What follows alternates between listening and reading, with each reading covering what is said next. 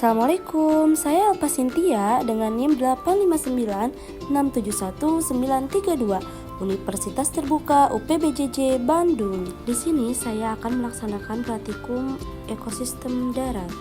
Apa itu ekosistem? Ekosistem merupakan suatu sistem yang terbentuk karena adanya hubungan timbal balik antara makhluk hidup dengan lingkungan hidup, dan di antara keduanya tidak bisa terpisahkan. Ekosistem terdiri atas komponen biotik dan abiotik.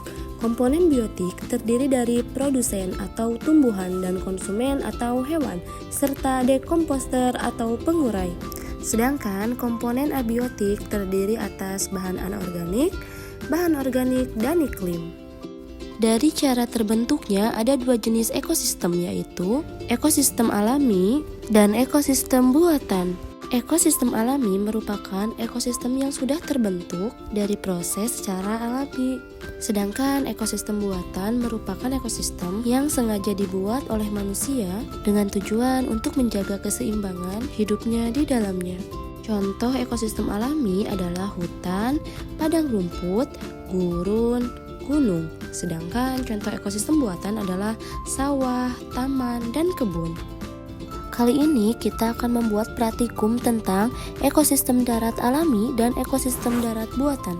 Alat dan bahan yang kita perlukan adalah 1. Lembar pengamatan, 2. Alat tulis, 3. Aplikasi barometer, 4. Lingkungan sekitar.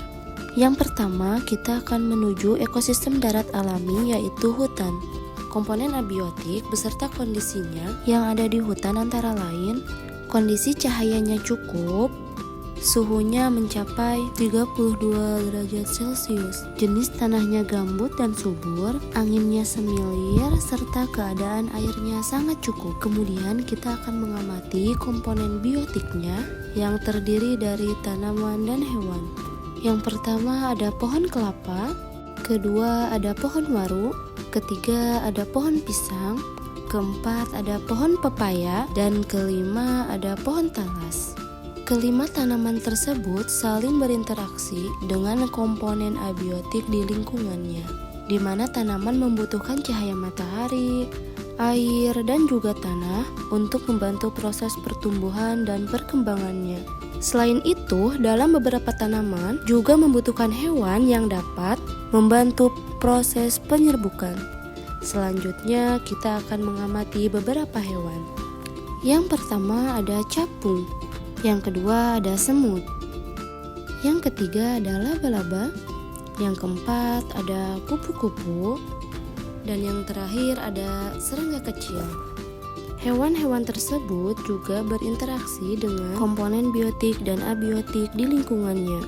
Mereka membutuhkan air, oksigen, dan makanan untuk terus bertahan hidup dan berkembang biak di lingkungannya. Dalam hal ini, tumbuhan sebagai produsen dan hewan sebagai konsumen. Selain itu, terdapat juga dekomposer atau pengurai. Mereka adalah makhluk hidup atau organisme yang memperoleh energi dengan cara menguraikan sisa-sisa makhluk hidup lain yang sudah mati. Nah, di dalam ekosistem hutan ini, pengurai yang ditemui yaitu jamur, bakteri, dan cacing. Selanjutnya kita menuju ekosistem darat buatan, yaitu sawah. Komponen abiotik yang akan kita amati meliputi cahaya.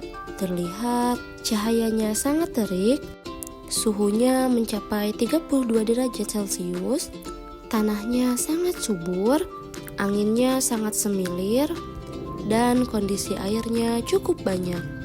Adapun komponen biotik yang kita temukan pada ekosistem sawah, yang pertama ada padi, yang kedua ada rumput liar, ketiga ada tanaman eceng, dan yang keempat ada tanaman putri malu.